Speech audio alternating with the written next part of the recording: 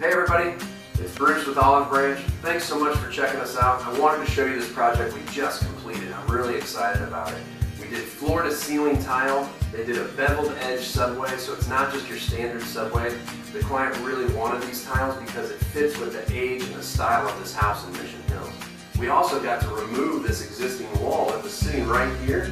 We did this really nice glass enclosure instead, so it opened up this space a little bit more.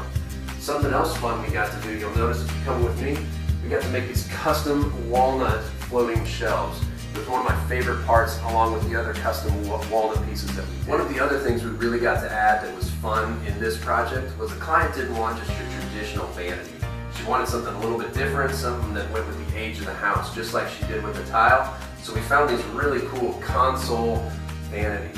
They're just an open frame metal shelf with a standard porcelain sink on top. But what's cool is you get to see all the parts and pieces underneath, all the exposed plumbing fixtures.